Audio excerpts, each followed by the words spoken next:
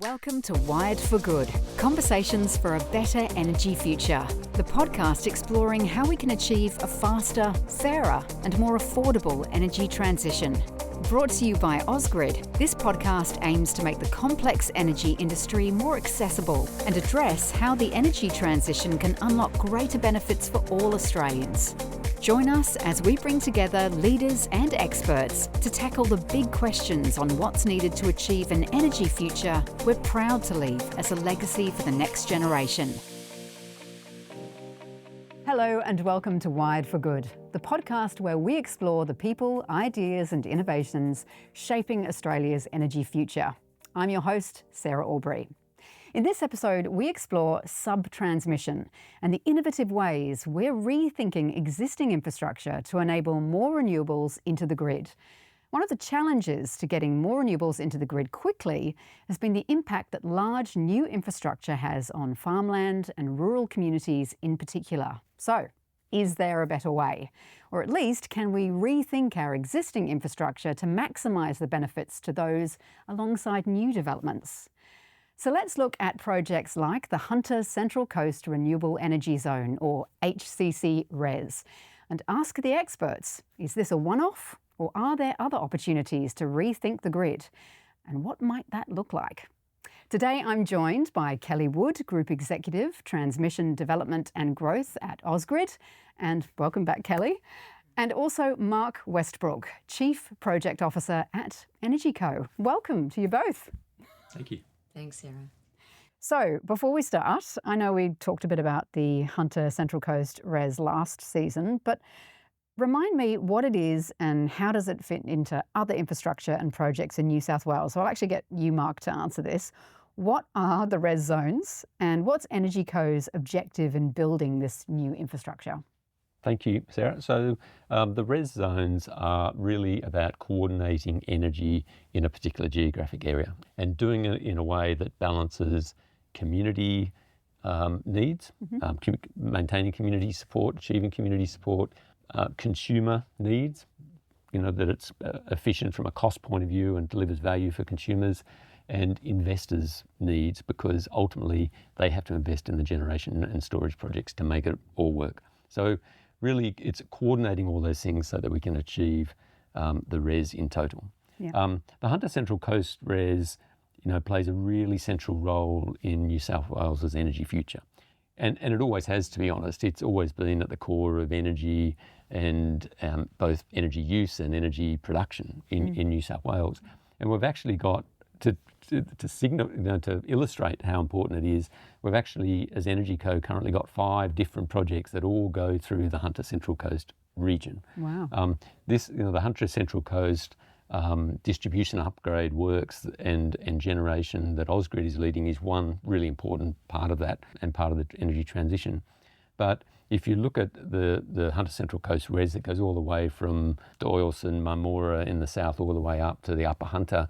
We have 2 other transmission projects. So we have the Hunter Transmission Project that goes up to from the south all the way to Bayswater Power Station, which is sort of in the middle north section of the REZ. And then from there, we have the New England REZ project that goes all the way from Bayswater Power Station all the way 200 kilometres up to the New England REZ. Wow. So we've got those 2 important projects that traverse Hunter Central Coast REZ. We also have some really important logistics projects in the REZ as well. So, and that starts at Newcastle, at the Newcastle Logistics Precinct, because when you look at New South Wales, the bulk of input into the state for components and equipment comes through the Newcastle port area. So we're developing a logistics precinct next to the port to really support bringing all that equipment into the renewable energy projects. And then we have a road upgrade project so that we can move all that equipment up into the Central Coast REZ first, and then to the New England REZ and the HCC REZ as well. So that sort of illustrates just how central the Hunter region is to the energy transition. Wow, sounds huge. There's a lot happening in that area. Yeah. So, Kelly, why is the HCC REZ different to other transmission infrastructure projects? Yeah, so it's a great question, Sarah. So it's smaller to start with from a gigawatt capacity perspective. So we're only adding an extra gigawatt to the Hunter Central Coast region. Some of the others that Mark talked about are much, much bigger, sort of 5, 6 or more gigawatts.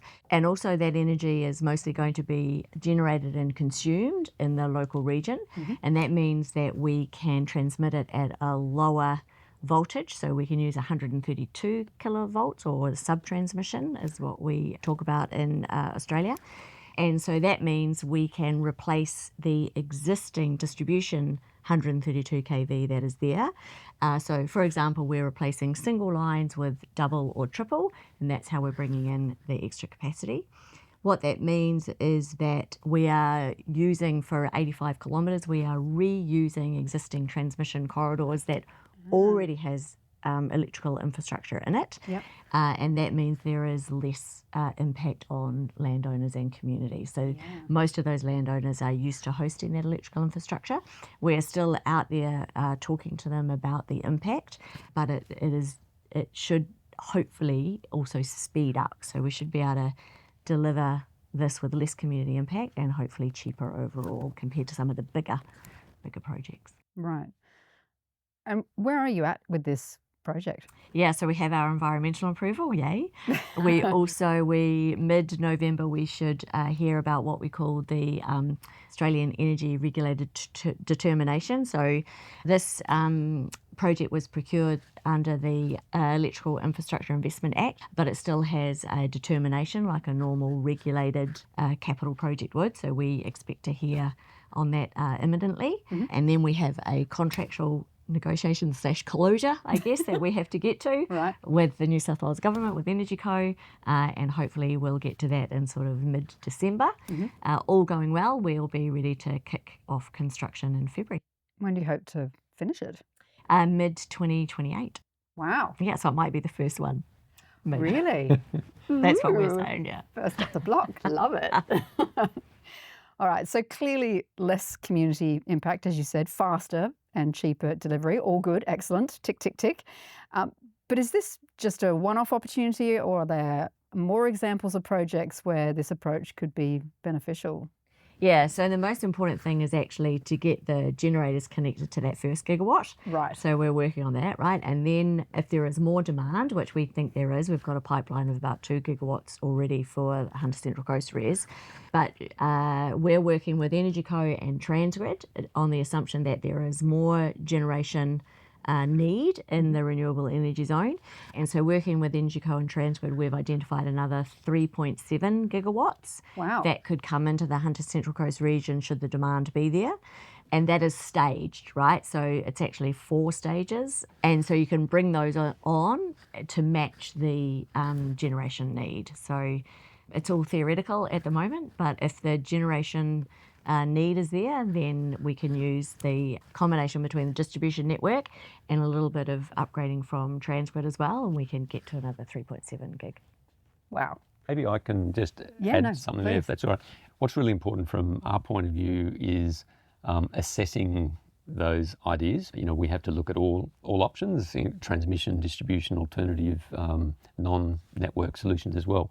But what's really important is it comes back to energy, and it comes back to community, consumers and investors. And we've got to find solutions that deliver the best outcomes for all those groups. And so that's the sort of lens as New South Wales government we have to put on as we think about what projects what network projects, could support the energy transition. And you're, with all these projects, are you thinking ahead going, okay, we are going to need a lot more energy down the track with data centres and all of those things drawing on the grid? The roadmap, and I've referred earlier to the legislation, it maps out an initial series of REZs and capacities that need to be generated initially. It's clear that there needs to be more than that as well. I think what's perhaps worth talking about is the transmission planning review. So the New South Wales government commenced an independent review called the Transmission Planning Review, and the government's just responded to the report of the Transmission Planning Review. Some of the core findings of that Transmission Planning Review was the need for a sort of integrated New South Wales plan going forward from 2027 that would be issued every 2 years, and it would map out the future for 20 years. And in that plan, it would be a comprehensive review of not just transmission projects, but also distribution and alternative ways of delivering capacity. So that was a really important initiative, which the government's supporting. And that's also, just building on that, so historically there has been the AEMO integrated system plan. Yes. But it talks a lot about the high voltage end, and then it talks a lot about PV, but it doesn't talk about the integration. That's right. And so one of the things that we're looking forward to helping out with is the New South Wales distributors, if that's the right word, distribution networks. You're talking about the DSP. That's right. That's right. Distribution So system I think plan. that's probably a we may be talking about that in another episode. Right, an episode to come. But that will feed in. We are making that information available to feed into all of the options analysis that the New South Wales government and others are doing. And so does Ausgrid see a role for other distribution line upgrades? Yeah, absolutely, right. To Mark's point, there needs to be a plan, right? And Ausgrid are very supportive of that. And our focus really for the last sort of couple of years is to understand how distribution networks in New South Wales can help facilitate that plan. So Mark talks about consumer. What did you say? You spoke about consumer, community and investors. We talk about how the distribution network can do cheaper, faster with more equitable outcomes. So that's our focus. And we provide that sort of narrative into anybody that will listen. So Mark, how is EnergyCo considering the existing infrastructure across New South Wales? Do you see other opportunities like rooftop solar? Yeah, I think the way I'd put it is we need it all. Because there is so much to do. The big strategic transmission build-outs to new renewable energy zones are really important because they unlock large bulk renewable energy supply. So I think they're going to be absolutely fundamental. But then you can see there's lots of opportunities in the distribution network, which will sit side by side with that. And we are looking at other opportunities, and I think that New South Wales plan will allow us to assess those and work, compare them and work out which are the best ones to take forward. There are also two other areas I'd talk about, and they're the non-grid solutions. So, for example, Waratah Super Battery is one of our projects, which we've developed at the old Mamora Power Station site. It's the largest battery in Australia and should play a really important role in reducing energy prices as a large battery in the network. And the other one is Illawarra REZ, which is obviously based around the Illawarra region, but also around the Wollongong area. And we're calling it an urban REZ, and we've been looking at what solutions we can deliver there, which are more about localised solutions for generation and storage in coordination with industry. And we have in that case an MOU with Endeavour to explore those solutions for that urban REZ. So that's again another type of solution that I think will come forward in the New South Wales plan.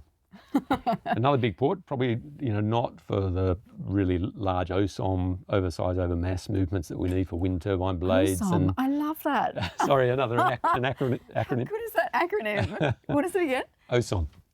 And what does it stand for? So they're oversize over mass movements. So wind turbine blades, tower body sections, transformers, syncons, all the just learned something new again. Heavy love kit. It. That's a big part of the energy transition is OSOM. It's how we move all this equipment into these renewable energy zones that haven't traditionally had this type of equipment delivered to them. Yeah. Sorry, that's just so cool. I'm going to be tucking that one away, don't you worry. So there are always trade-offs potentially to be made. How do you consider new build versus upgrade work? So obviously you're more upgrade with this, what you're doing, I would assume, a little bit of new build, but mostly upgrade. How do you make that decision about which to go with? So like I say, it's a balance of trying to achieve all our objectives, and clearly that's a real positive, as Kelly said. If it's an existing easement, I think HCC is about 98% existing easement. So really? Being able to use your existing easement for that, extent of a project minimises the impact on community and allows you to deliver faster. Yeah. So it's an absolute positive. The flip side is it's got to be supportive of the generation projects that want to connect. It's got to actually, it's about energy at the end of the day, not the grid. So that's one aspect. The other aspect is sometimes some of our existing network is really heavily loaded and really critical, and it's difficult actually to take it out of service, Right. to upgrade it. So that it's not always going to be the solution. Sometimes we have to do a greenfield project first, and then that will lower the usage of an existing asset that maybe we can then use that easement again for another, to reuse it for a greenfield project. So speaking about community, potentially this is one way to minimise community disruption and the impact of infrastructure build on local community. What other ways are you looking at to make sure rural communities benefit and that the downsides for these communities are managed? Yeah, it's a really good question. And the REZ, like I said before, it's not just about the grid, it's about the energy and the renewable projects. And a lot of the community, feedback it's grid, but it's also, what's happening with all those projects. And there are real concerns, of course, about what does that mean? What does it mean for transport? What does it mean for people coming into the region that haven't been there during construction and operation? So population increases, and what that does for health services, education, etc. So there are real issues. I think one of the things I'd say is, when we do survey regional communities, there's also strong support on the basis of the economic opportunities. One of the things we do is make sure that those communities can maximise their input into their participation in those economic opportunities, whether that's in the construction phase or the operations phase or through training. That's really important. Under the EII Act, another acronym, the Electricity Infrastructure Investment Act, right. rolls off the tongue.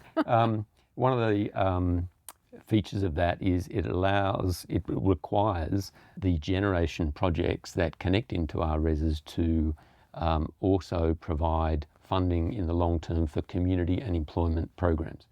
And on the Central West Arana REZ, which is our first REZ that we developed and is currently under construction, we've already pre-funded 70 million of that to the community in a range of programs, community programs, accommodation initiatives in Mudgee, a range of training initiatives as well to make sure local people can participate in the transition. So they're important initiatives, but of course there are other aspects to community angst as well, and a big one is our engagement with landholders, because it's a difficult conversation, and there are obviously some landholders that benefit directly from the transition. They're hosting wind turbines or solar panels, and there's an additional source of income, and they can accommodate that within their existing operations in terms of what they use the land for, which is fantastic. There are others that are impacted negatively by having to have a transmission line when they didn't want one. That's really important, how we engage with those people, the landholders, how we are as responsive as possible and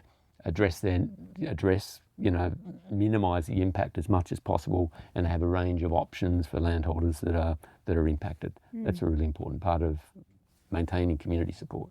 Can I build on that, Absolutely. Sarah? So one of the other things that we've done for the Hunter is, as Mark said earlier, there's a lot going on in the Hunter region. And one of the First Nations communities that we're dealing with is the Wonnarua peoples. And there is actually a lot of REZ activity going on that. They've got quite a big area that they cover.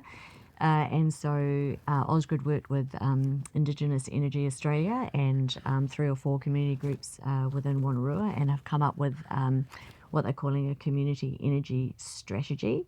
So whenever somebody like Ausgrid or a generator or anybody else working on any of the other projects that Mark listed in the Hunter, and they are on Wonnarua land, they can receive a copy of this community energy strategy. So it's Wannarua's, they own it, and that goes to some of the outcomes that the Wonnarua people are looking for out of the energy transition. So it goes to all those things that Mark listed about what they want for education or health or transport. They've got 7 outcomes that they're looking for, and that's a really good way that the community or that community can benefit from the energy transition over both the short term and the long term. I love that. So whether it's new build or upgrades, as we were talking about, to existing infrastructure, there are, of course, challenges. And if I think about what I've read in the papers, even just recently, there's the community impacts, which we've touched on, but also getting the workforce and increasing costs of materials, just to name a few. What are the challenges that we need to overcome for our grid to be truly renewable? So, Mark, this is my question. What keeps you up at night? Not just generally, but specifically, what are those challenges that there don't seem to be easy answers for? Yeah, look, there's a lot that needs to come together to deliver the energy in a REZ. The integration of all that so that all parts can deliver the energy transition, that's what keeps me up at night. And we spoke a little bit earlier about OSOM. OSOM is one example, but it's quite a, it's a good example because it illustrates the sort of what may not initially be an obvious impact of renewable energy. And if I can expand that a little bit, if you just take central West Orana, which is an area out and around the Dubbo area, we've signed up 7.1 gigawatts of generation to connect into that REZ initially. If you just look at the wind turbines, there's about 400 odd wind turbines that need to be delivered in a fairly short space of time. Each of them has blades and tower bodies. They've probably got between 14 and 17 OSOM movements for every wind turbine. So, and an OSOM movement, if you're stuck behind it, you know what it is. It's a it's a very slow, heavy truck that is going to cause you delay. So you multiply those numbers out, and you travel from Newcastle Port to on the Golden Highway. You can see how that's going to be a big issue, and and we're taking steps to manage that. But I think there's more work to be done. So it's those sort of enabling infrastructure projects that probably not obvious when you first think about it, but they're the ones that could slow down the transition if we don't really plan them. Right. And are there policy or broader environmental changes that need to happen beyond the immediate challenges of building new stuff in order for us to really embrace renewables?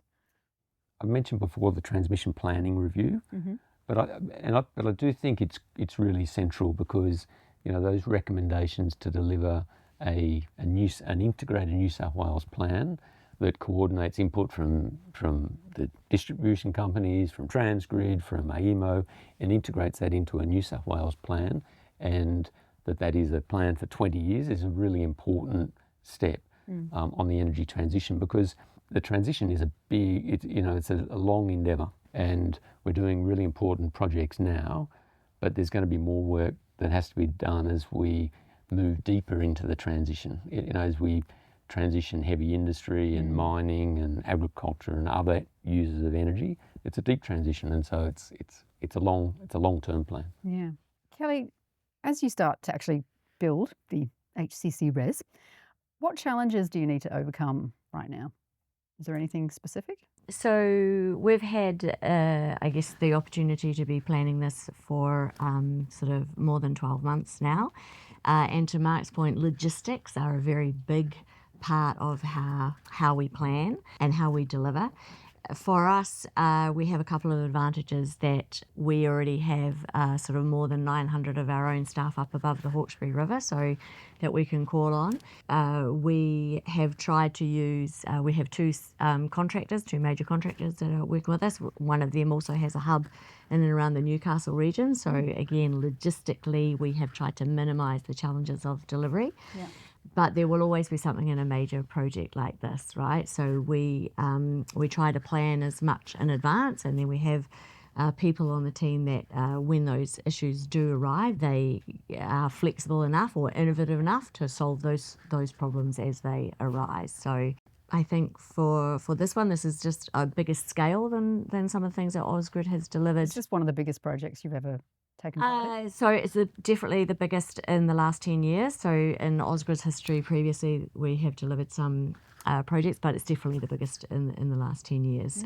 The good thing is we've broken it down into component parts. So we do have the 85 kilometres of poles and wires to put up, and we've got 2 new substations that we're building, but we're also doing brownfield development on 2 other substations. So if you break it into those component parts, we have done each of those component parts in stages over the last 10 years. Right.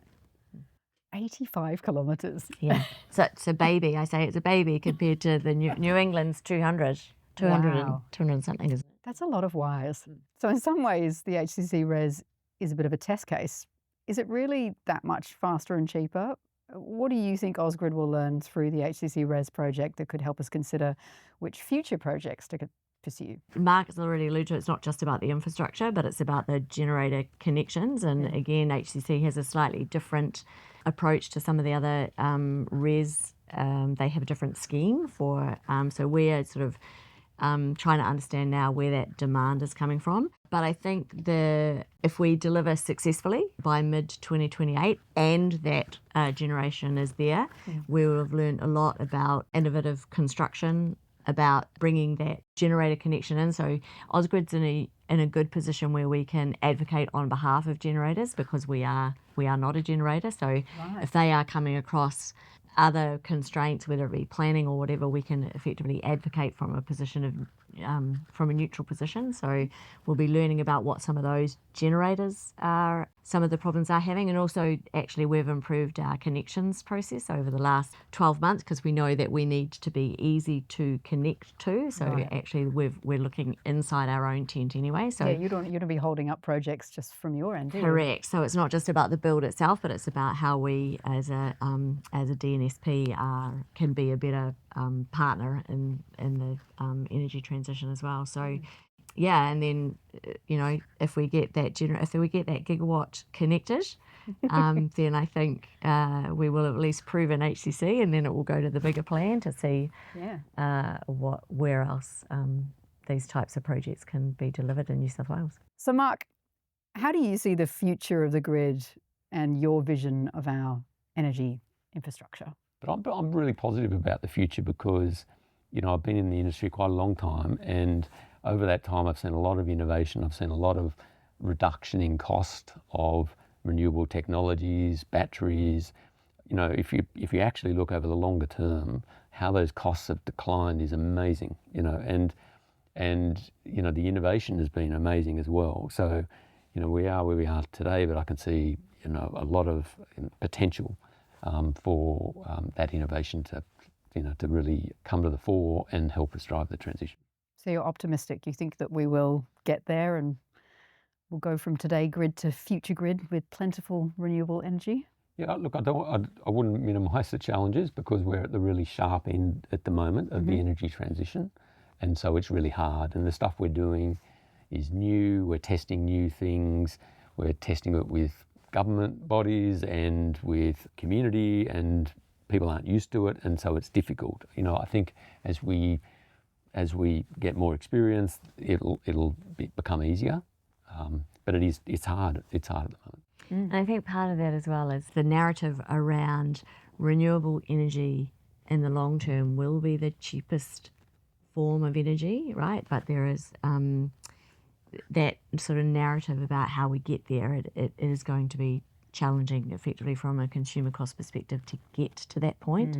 And I think that's going to be the community and the consumer is expecting lower cost straight away, and it might be some time in coming. So that's why we keep talking about how we can do things for sort of lower cost or cheaper, because we're trying to do our bit those to costs down. And it is a transition, and transitions cost money. Yes, that's right. Yeah. And once again, I have learnt so much. Once more, Mark, what was it? The acronym? What was it? We've got lots of acronyms. OSOM. OSOM. And what does it mean again? Oversize over mass. Oversize over mass. I love it. Always learning something. So thank you so much for everything, and good luck with the project more than anything, and the very, very large project of resolving New South Wales and getting all those renewables into our grid. Love that. We hope you enjoyed today's discussion on all things transmission and how we solve the challenge of building a truly renewable grid. Join us for our next episode, where we speak with special guest Lord Adair Turner, Chair of the Energy Transitions Commission, to explore the global energy transition and Australia's role in it. For more info on today's episode, visit wiredforgood.com.au. Don't forget to follow us on YouTube, Spotify, or Apple Podcasts so you never miss an episode.